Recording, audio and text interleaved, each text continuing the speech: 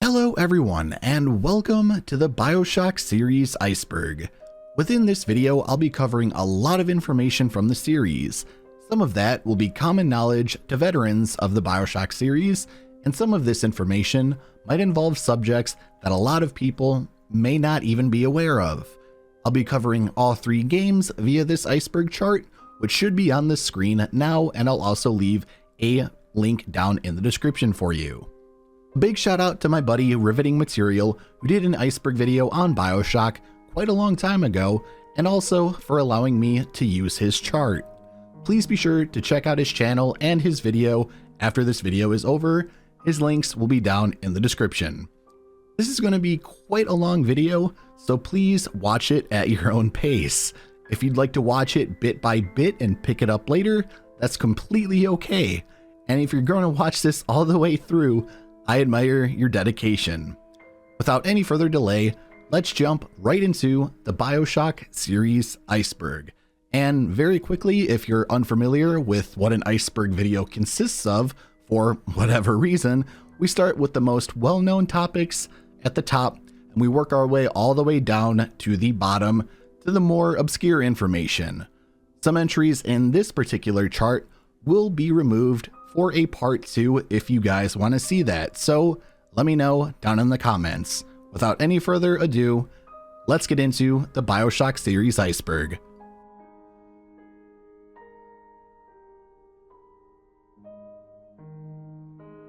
Big Daddies and Little Sisters are essentially the poster children of Bioshock. However, let's talk about them within the game's context.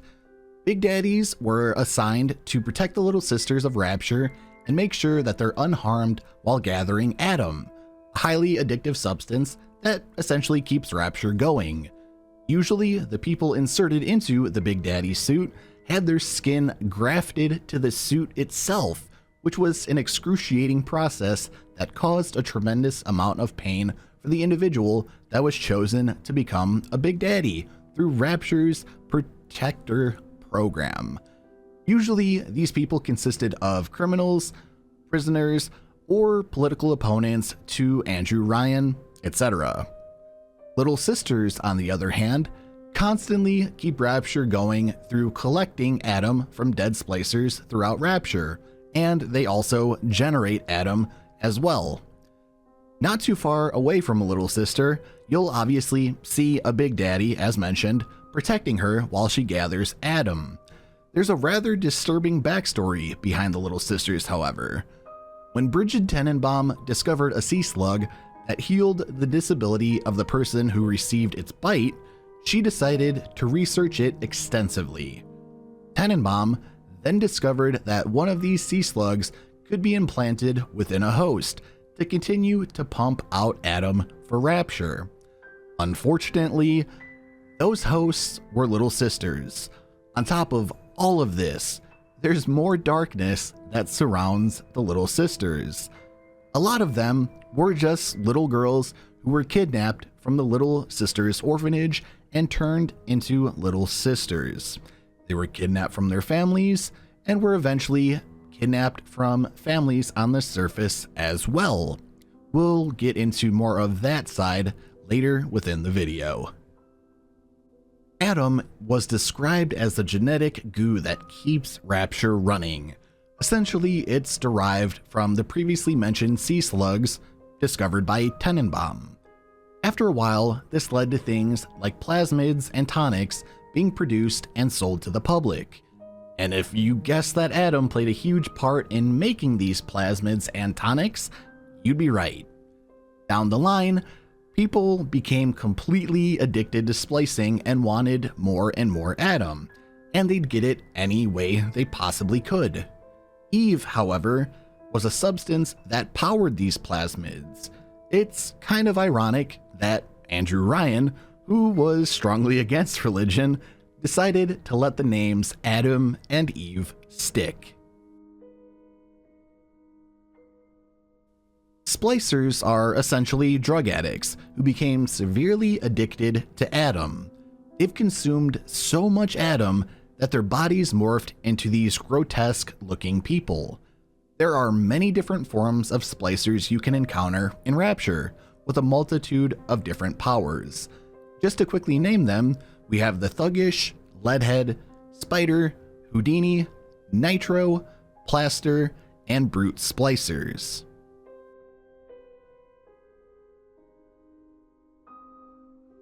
Big sisters are essentially little sisters who grew up. Gilbert Alexander proposed an idea to create a new form of protector, just like the Big Daddy, and thus the Big Sister and their suits were created. Not only do they still retrieve Adam from all around Rapture, they're a rather strong enemy to encounter as well. One of the darkest things that the Big Sisters did, however, was kidnapping little girls from the surface to bring them back to Rapture and become converted into little sisters. If you'd like to hear a very compelling story on a situation like this, do some research on Bioshock 2's ARG called There's Something in the Sea. You will not regret it.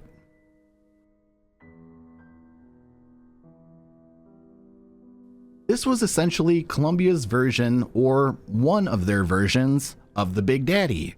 However, the Handymen were much more agile than a typical Big Daddy. Also like the Big Daddy, a Handyman was essentially inserted into a suit to be able to continue living, though I'm not sure if constant and agonizing pain is truly living. The reason for the construction of the Handyman and other things found in Columbia was due to the fact of Jeremiah Fink and Dr. Suchong working together through its terror, which we discover within Burial at Sea, Episode 2. The firemen are another example of being in constant pain while in their respective suit of armor. They were punished for committing crimes and being deemed as unholy by Zachary Comstock. Their bodies are placed in a sort of medieval Iron Maiden-like suit to continuously punish them. This is one of the many heavy hitters that Booker and Elizabeth encounter during the events of Bioshock Infinite. Originally, the wife of Zachary Comstock, she was tragically murdered because she asked too many questions. She was questioning her faith in Comstock, her faith overall, and she was extremely suspicious of Elizabeth not being her daughter. She thought that Rosalind Lutece was the child's mother, but that wasn't the case. Fearing that things would escalate even further, Comstock murdered her by choking her and then framed it on Daisy Fitzroy. Later on, while visiting the grave site of Lady Comstock, she becomes a siren, and you have to beat her. Afterwards, you follow her footsteps that she leaves behind, and Booker discovers the truth behind everything. After the final battle with Lady Comstock, her and Elizabeth come to an understanding that they've both been victims of Comstock, and Lady Comstock and Elizabeth forgive each other, and she's finally able to rest in peace.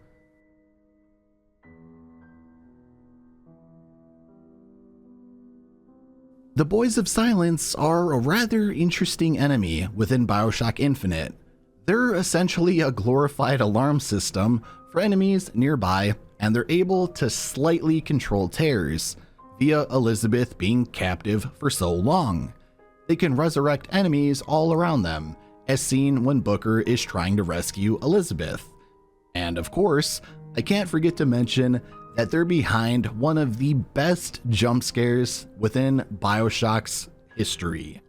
You know which one I'm talking about.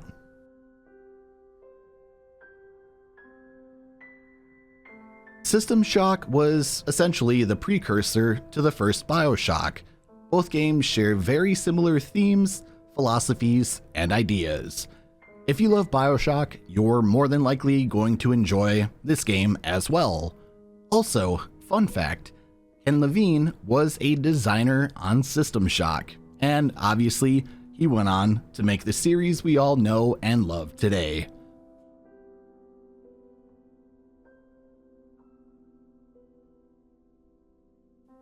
The events leading up to New Year's Eve of 1958 were building up over some time.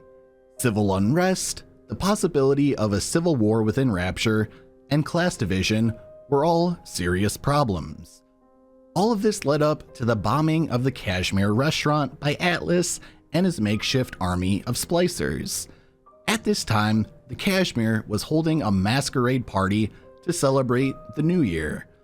While that celebration was being cut short, the bombing overall killed many of Rapture's civilians, a lot of them being within the top 1%, or the elite if you want to consider it that, and was essentially the catalyst for Rapture's civil war.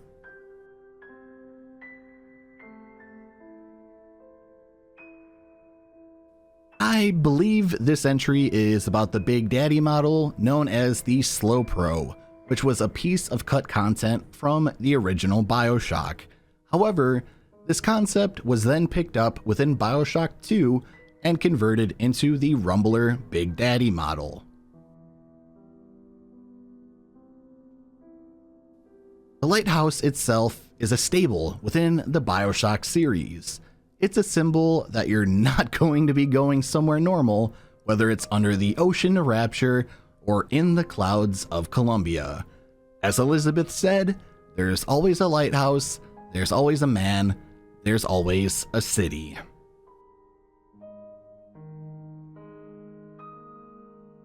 Big Daddies are to little sisters what Songbird is to Elizabeth. Songbird was essentially Elizabeth's protector, while also being in charge of keeping her within her tower. As to who Songbird is, we'll talk about that in quite a while.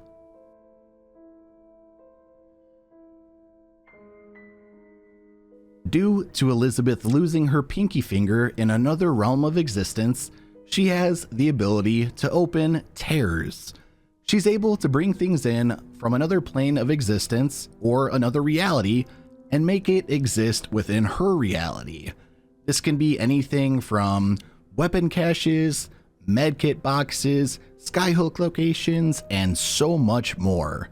The trouble is that she can't fully control her powers just quite yet. For this entry, there's two things I can guess and interpret from the creation of this iceberg. We have the Patriots of Columbia themselves who are willing to fight the Vox on Comstock's behalf, and the second possibility I can think of are the motorized Patriots. Usually, they're decorated with heads from previous and former presidents like George Washington on Comstock's side and Abraham Lincoln on the Vox side, just for example.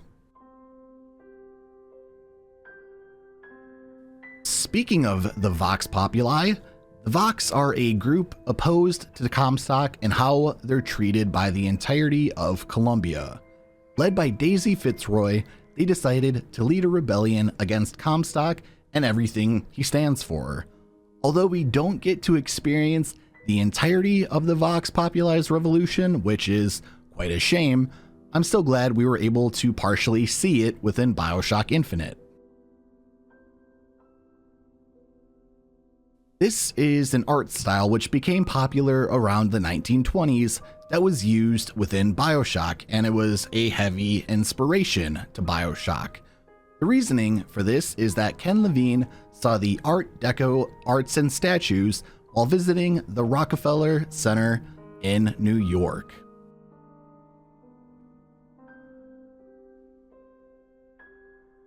This entry is pretty self-explanatory. There's an Easter egg of Pac-Man that you can find within Woolry Winery.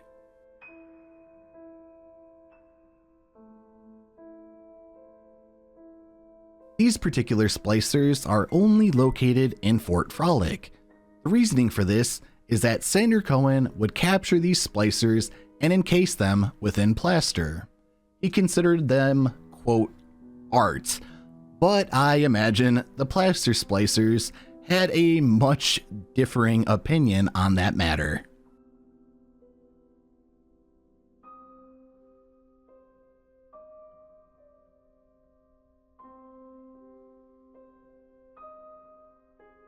Just from seeing this series of numbers, you'll notice that they appear in some way, shape, or form in all 3 Bioshock games. This is usually referred to as the Looking Glass Code, which was a game studio where many of their staff went to Irrational and other game studios. This code appears in other games as well, such as Dishonored, Deus Ex, and System Shock. And it's also another Easter egg as well.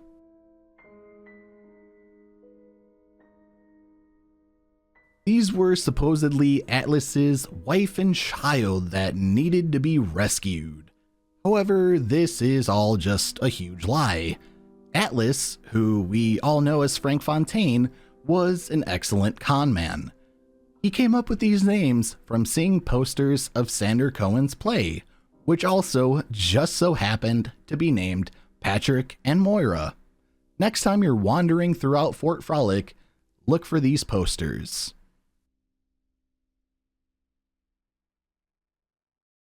This is another Easter egg that is shared between Bioshock and Bioshock Infinite.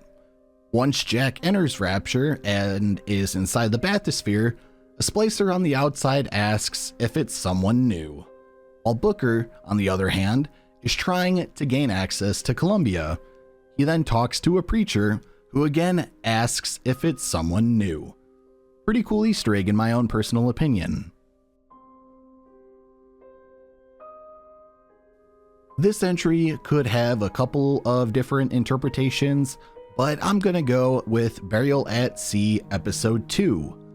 While Elizabeth and the Lutece twins are rowing a boat forwards and towards a lighthouse, you can look into the water besides them and see Elizabeth's dead body over and over and over. I believe the symbolism here is that she's risking her final life in order to go back to Rapture and try to save Sally. Let me know if I'm wrong, and let me know your interpretation down in the comments. I'd very much appreciate that.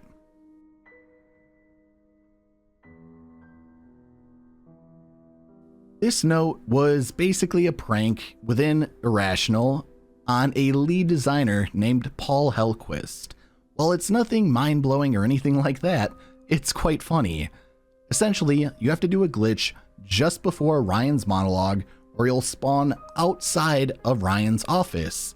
Here, a note would pop up saying, quote, "Bug this. If you can read this, Paul Hellquist did not do his job. Love, Klein," end quote. Klein was another member of Irrational, and again, it was nothing more than a harmless inside joke.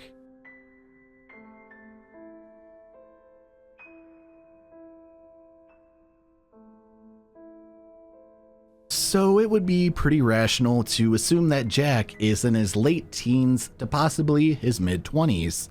Well, that's not the case. Due to experiments done to him by Suchong, Tenenbaum, and others, his actual age is between 2 and 4 years old. Yeah, Jack is basically a super toddler, which is freaking hilarious. Due to the previously mentioned experiments, a trigger phrase was implanted within Jack's brain. This was a way to get him to do anything that the user wanted, as long as they mentioned and said, "Would you kindly?" Frank Fontaine, knowing this and actually is the one that had it implemented, wanted to use this to his advantage, and he wanted to be able to take over Rapture with no problem. Obviously, he ended up doing so, with Jack's help, of course. Ayn Rand was a huge inspiration for Bioshock and Ken Levine in particular. Her works, Atlas Shrugged and The Fountainhead, were used to create the type of landscape Rapture would become, and also came up for the names of the characters Atlas and Fontaine. The more you know. Don't worry, I'm not gonna play the audio. When the twist happens in Bioshock, you notice a board spelling out "Would you kindly" with a bunch of pictures and audio diaries all around. One of these audio diaries as Dr. Suchong telling a younger Jack to break that sweet puppy's neck. Jack refuses. That is until Suchong uses "Would you kindly." Jack is crying, but has no choice, and he does it. And then Suchong compliments him, saying, "Very good." Suchong is a sick bastard. This one is just a very quick Easter egg. In an episode of The Simpsons called The Food Wife, a bouncer Big Daddy is seen, along with Master Chief from Halo. Shout out to The Simpsons. This, in my opinion, was very well deserved. For quite a long time, Suchong was trying to get the little sisters and Big Daddies to imprint to each other.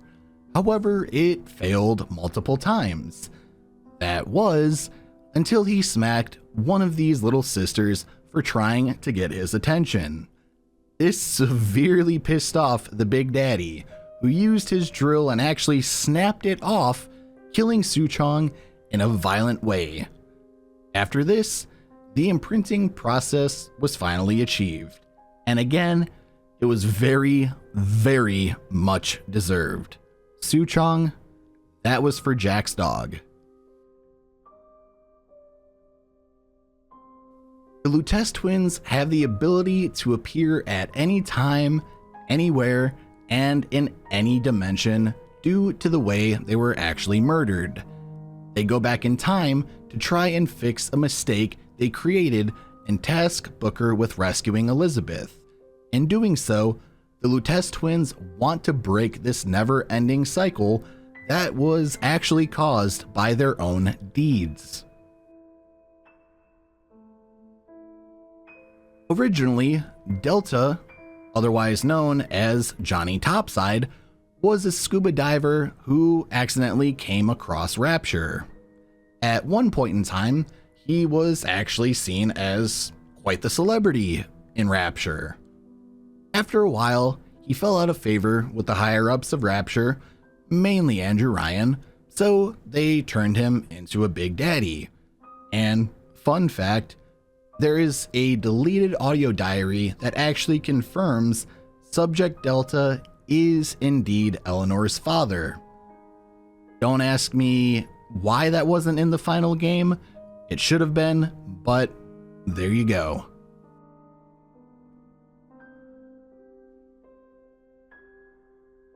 The fate of Booker, or Comstock for this matter, isn't a good one. Elizabeth wants to rid the world of all versions of Comstock. So, with all of them besides the one in Rapture being dealt with, she decides to finish the job. This entry doesn't exactly have a happy ending, though with Bioshock Infinite opening the multiverse theory, anything is theoretically possible. So Booker and Anna could be in one universe, or they just both cease to exist. That's honestly up for your interpretation. Jack's mom was an exotic dancer named Jasmine Jolene. She ended up selling the embryo to Frank Fontaine, which put her into a panic. She was more worried what Andrew Ryan would think about this. Well, obviously he didn't take too kindly to it, especially selling it to Frank Fontaine, and he, or someone he knew with him in the room, murdered her, as seen in Eve's garden. In the previous entry, I mentioned that Jack's real mother is Jasmine Jolene. Well, his real father is obviously Andrew Ryan. There's not much more to add here, so let's just go to the next entry.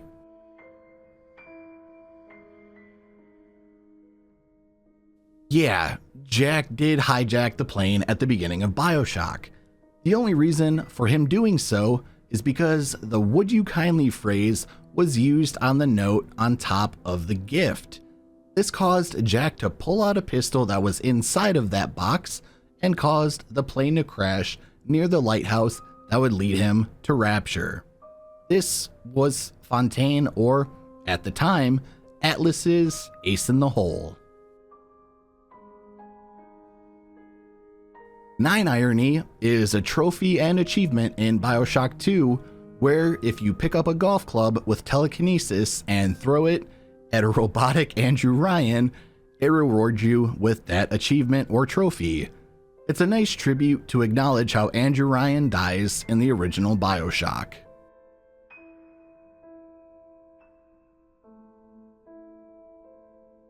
This is another Easter egg shared between Bioshock and Bioshock Infinite.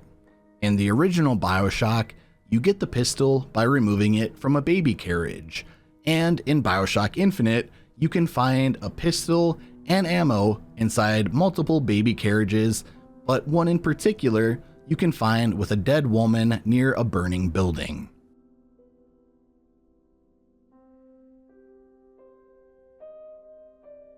Obviously, this is the first weapon we pick up as Jack at the beginning of Bioshock.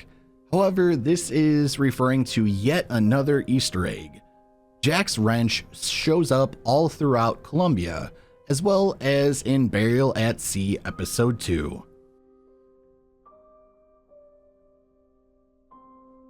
Gone Home is a game, and an excellent game, might I add, that was developed by Fulbright. Many of the developers and workers at this studio were responsible for creating Minerva's Den. Within Gone Home, you can find multiple references to Minerva's Den, such as a game with Charles Milton Porter's initials, the owl logo from Minerva's Den, and a salad dressing named Levine's, which shows someone posing on the front like Booker does on Bioshock Infinite's cover art.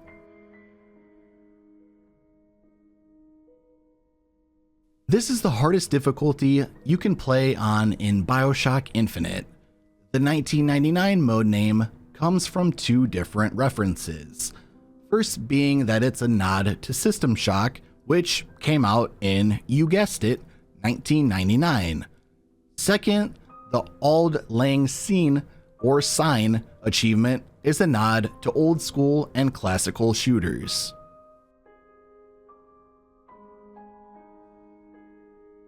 Saltonstall was a politician who was heavily showcased in earlier trailers of Bioshock Infinite. However, his character was removed from the final game. The only thing that remained of Saltonstall in the finished product was his scalp that was nailed to a board. This was the plane that Jack hijacked and crashed into the ocean. Later on in Bioshock, part of the plane crashes into one of the tunnels in Rapture and Jack makes his way through it. Well, also in Bioshock 2, after a big sister destroys a large glass wall, Subject Delta walks along the floor of the ocean.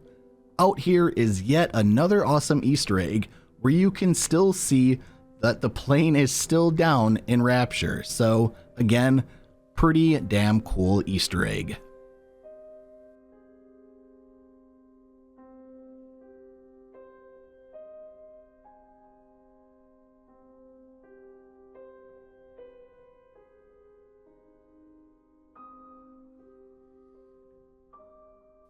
I know I mentioned this way earlier in the iceberg, but something called the Protector Program was responsible for creating Big Daddies. These were usually prisoners, undesirables, or political opponents to Andrew Ryan, and this essentially made them disappear as citizens. The overall process of turning someone into a Big Daddy was excruciatingly painful. The person's skin would be grafted to the inside of the metal suit, basically combining human with machine. After a while of being a Big Daddy and exposure to Adam, since almost everyone in Rapture spliced, that person's humanity was completely lost. The only thing they knew how to do was to protect their little sister, and also repair Rapture from time to time, but it's not really showcased within the game itself. During Burial at Sea Episode 2, Elizabeth finds what Atlas has been looking for this entire time, his ace in the hole.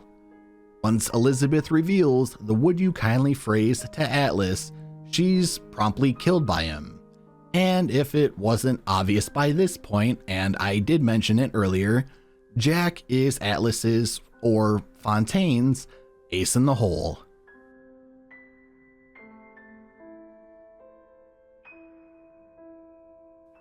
Sander Cohen was Rapture's best artist when it came to things like art, music, film, etc.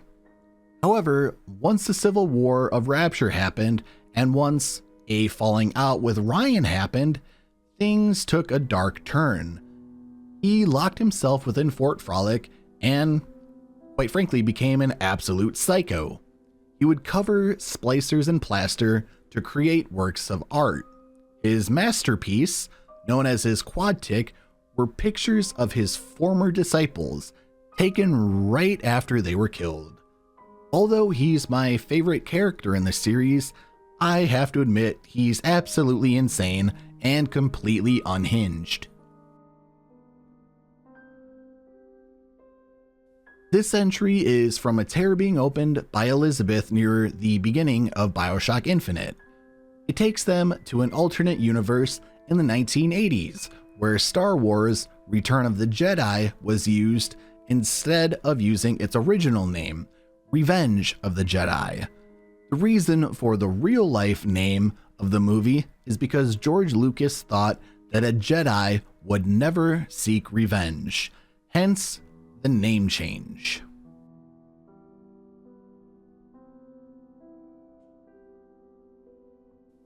We see that in Burial at Sea Episode 1, a bouncer model of Big Daddy is outside of Rapture fixing a few issues.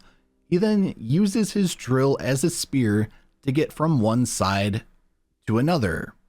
This was originally going to be used in Bioshock as well, but that was cut from the game. At least we were able to see this along with how it would actually fare in combat within Burial at Sea Episode 1. Andrew Ryan wasn't too high on religion, government, war, etc. So he wanted to create Rapture partly to get rid of any religion or previously mentioned issues. However, the laws of supply and demand kicked in. With Fontaine being able to smuggle in items from the surface, Bibles were shipped into Rapture. This is why you'll be able to find them scattered all throughout Rapture randomly.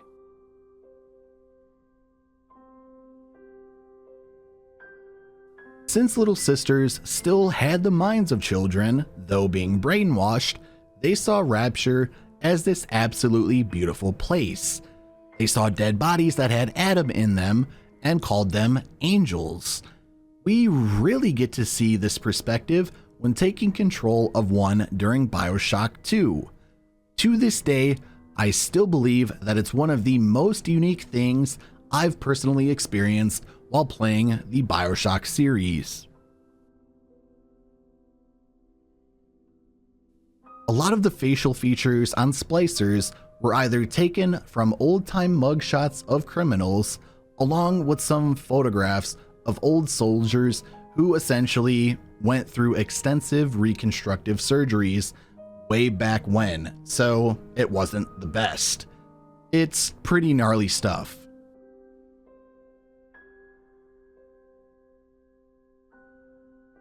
This was an ARG, or alternate reality game, for Bioshock 2, where a man named Mark Meltzer is trying to find his kidnapped daughter Cindy.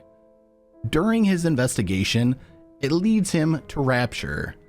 During the entirety of this investigation, you're with Mark step by step, uncovering clues and evidence about Cindy's disappearance. Eventually, when the ARG was over, nobody thought much of Mark Meltzer, until players realized that he was actually put into the game and was turned into a Big Daddy. In somewhat poetic fashion, he was reunited with his daughter, who is now a little sister. You're able to save him by killing him, and you're also able to save Cindy by rescuing her. Like I said, pretty poetic.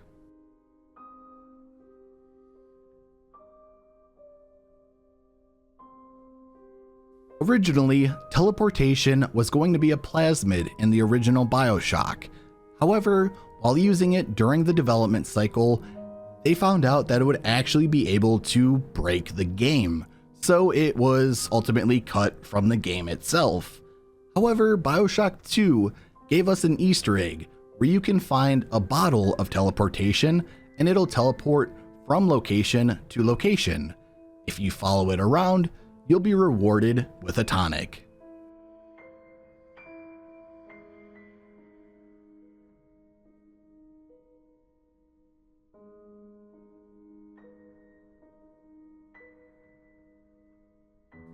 Though Bioshock Infinite was delayed a total of 3 times, I still think it's a pretty solid game.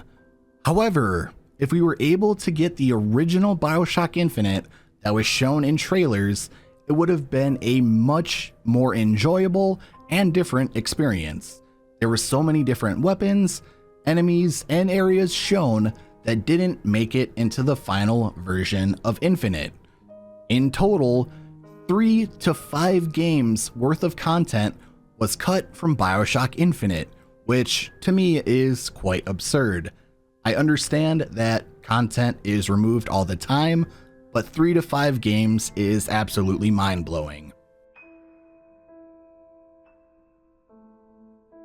Little brothers would have almost been identical to little sisters. However, they were classified as a failed experiment. Ultimately, they were cut from Bioshock 2 along with many other characters and enemies that will never see the light of day.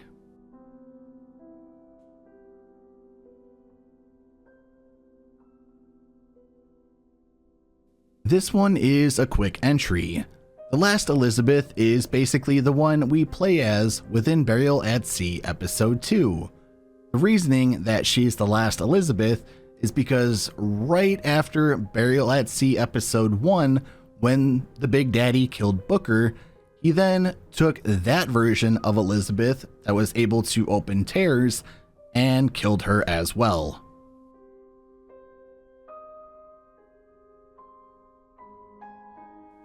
The original plan for a Bioshock movie was scrapped around 2010 to 2011, with Gore Verbinski as its director. However, he and the studio in charge couldn't agree on a rating, so the whole project was abandoned. That was until last year, when a movie was officially announced and confirmed.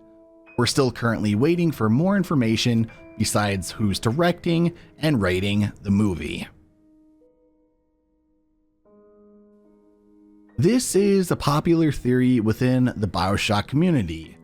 People say that you can hear the cries of a dying songbird during Bioshock, more specifically around the time where Fitzpatrick dies.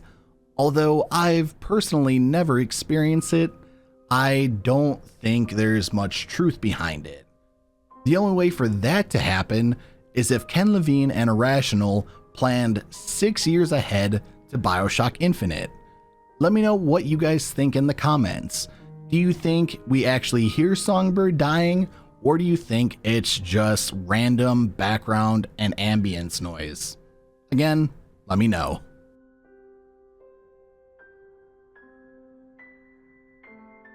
When Booker drinks the possession vigor, the woman who gave it to him starts to whisper something that sounds like just random nonsense. Well, if you reverse that audio, you actually get lines of dialogue from Romeo and Juliet. Not only did Ken Levine create Bioshock, but he also voice acted in it as well. Some of his work includes Martin Finnegan, the Circus of Values machine, the Dollar Bill machine, and apparently a disgruntled waiter within Burial at Sea Episode 1.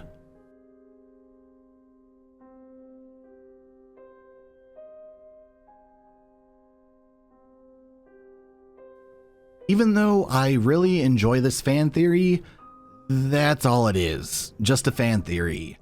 Every character has their own respective story, their own respective ending, and their own respective conclusions. However, the ultimate one that breaks this one for me is that Bioshock 2 unfortunately has nothing in common with 1 and Infinite in terms of the stories tying together. So, although it is an incredible theory and I wish it were true, it just breaks it for me and it takes the immersion away from me personally.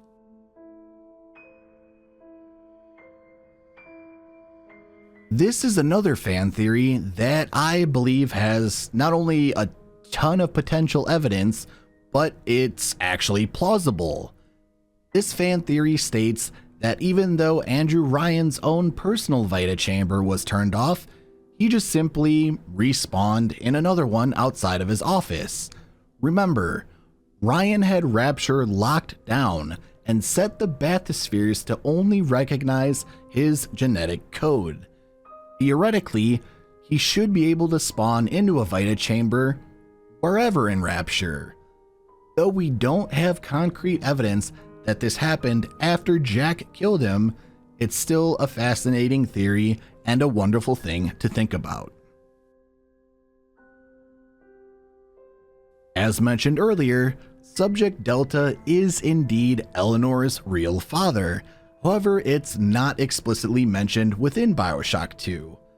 As stated earlier, there's a removed audio diary where it's confirmed that Sophia Lamb became pregnant with Eleanor via a sperm donation, which came, no pun intended, from Subject Delta.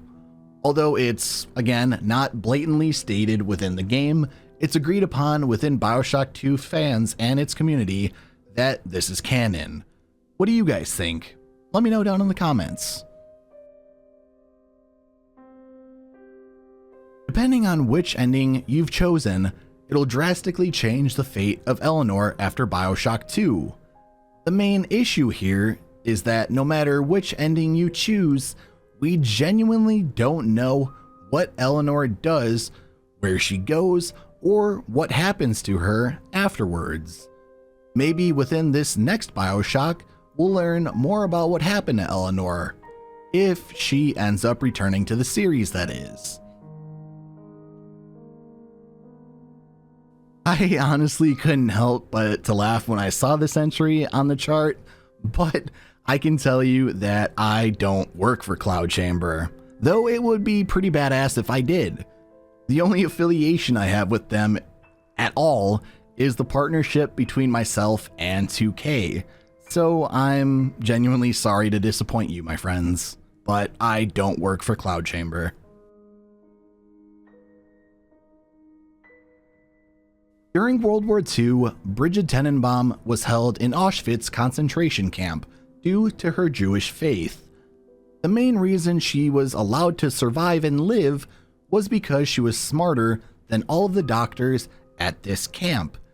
She was properly correcting the mistakes of the German doctors, which earned her the name Das Wunderkind, or the Wonder Child.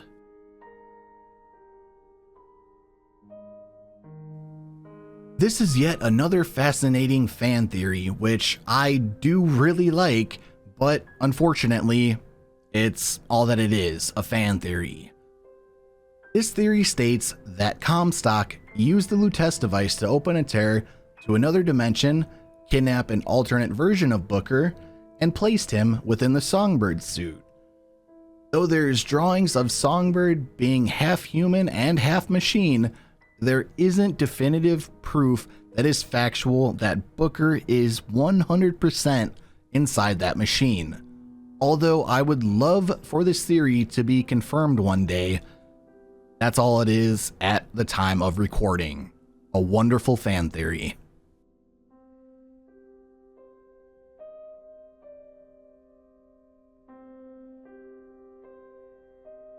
This is something I've been covering, have been interested in, and have been trying to scope out for quite a long time now.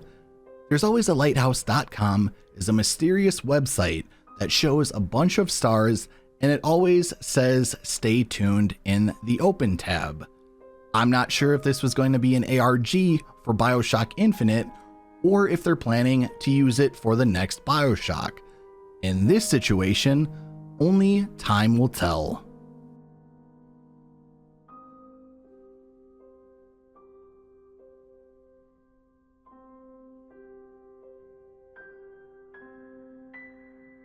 This entry is a bit odd in my opinion, but I'll try and interpret it as best as possible. With that being said, I'm going to have to disagree with the title itself. Booker can be killed, as seen in Burial at Sea Episode 2 with him being on the ground, and at the ending of Bioshock Infinite. However, with the multiverse, anything's possible. So, in multiple universes he can be killed, and in other universes, he won't die and he'll just be Booker DeWitt instead of becoming Comstock. And in other universes, Booker will always become Comstock. You see how that works? Essentially, everything that can will happen. So, there's that. Secondly, I'm going to propose a well-known thought experiment about a certain German leader that YouTube doesn't like during his infancy. I think you might know where I'm going with this. This thought experiment presents the following question. If you could go back in time with the knowledge of what this individual would one day cause, would you be able to eliminate the child to stop him from ever existing? I think we can apply that same thought experiment here. If Elizabeth, along with the Lutece twins, could go back in time, as Booker says, smother the son of a bitch in his crib, you'd theoretically stop him from ever existing. So there's just a lot of different ways to debunk this entry's title. That's all I'm getting at. Though the Raptures from the original Bioshock and Bioshock Infinite are definitely different versions from each other, Bioshock 2 carries on after the events of the original Bioshock. I can acknowledge the possibility that Bioshock 2 is set within another universe due to the multiverse theory, but in this particular situation, I see this as more than unlikely. We can quickly debunk this entry. We all know Andrew Ryan was responsible for the construction of Rapture due to him wanting to be as far away from life on the surface as possible. Also, within the book Bioshock Rapture, it goes much deeper into the backstory of Andrew Ryan. This entry, in my opinion, is trying to force a fan theory that Booker DeWitt and Andrew Ryan are the same person, which obviously I don't think they are. Although this would be extremely badass, I don't think it has a lot of evidence behind it. The only things that I could think of that are similar are the powers that Bioshock protagonists use and the powers that Corvo and Emily use.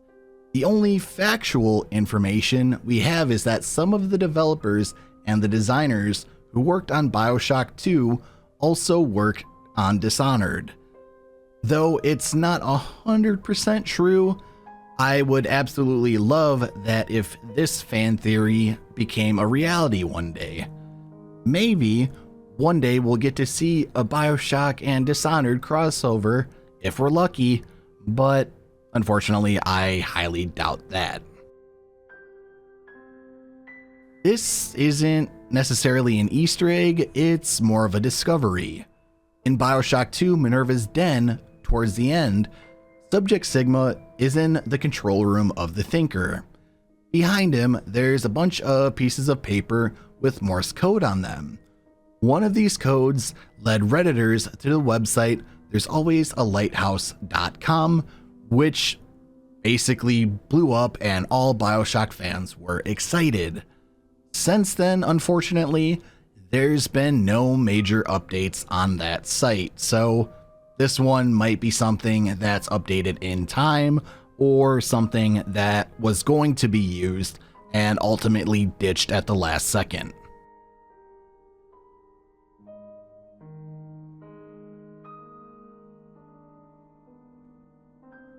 With Bioshock Infinite embracing the multiverse theory, this is possible, in theory.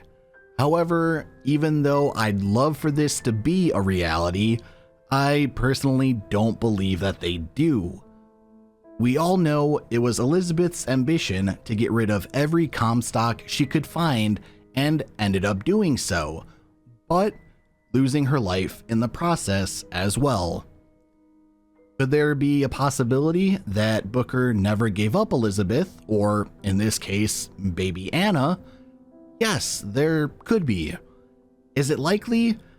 I personally don't know, but I'm going to lean towards the side of no. Although again, I would love for this theory to be true. What do you all think? Please let me know if you wouldn't mind indulging me.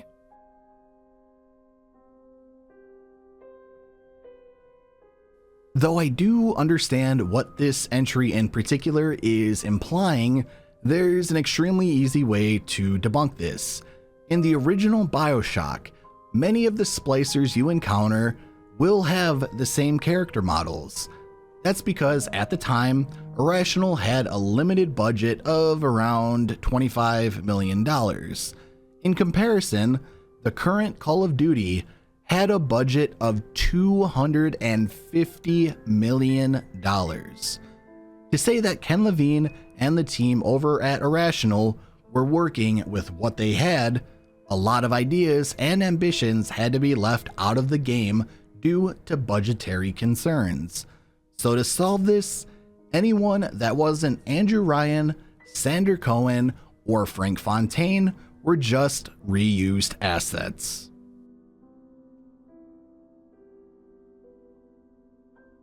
This is a theory that I genuinely and personally believe. Let's get to the facts that we know. She witnessed Booker killing enemies after being inside her tower her whole life. She never truly knew her mother. Comstock was only using her for her powers and to be the heir to Columbia.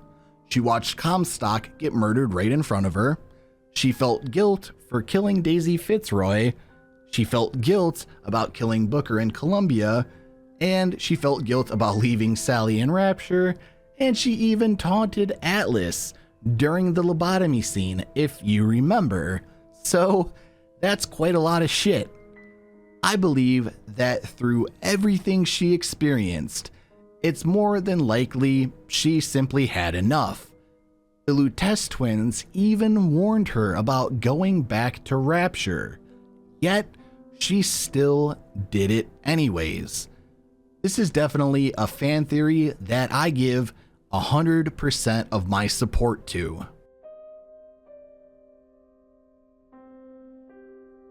Earlier on in the iceberg, we had an entry that Booker was inside the Songbird suit. Well, it's possible that it could have actually been her mother. Though there's no strong evidence that would suggest this, I still find this theory extremely interesting, especially that both Booker, Elizabeth's father, and Elizabeth's mother are theorized to actually be Songbird. That would explain the almost parental actions and protection that Songbird has towards Elizabeth. Then again, that could all be explained to Songbird essentially being Elizabeth's protector, so we're never gonna know the truth behind this one. I do love this theory though.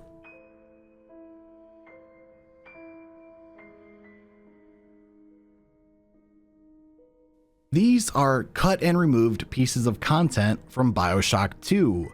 Though the majority of these designs for underwater splicers are totally badass, I'm not entirely sure how they'd work within the game themselves. I'll post a couple of them on the screen now.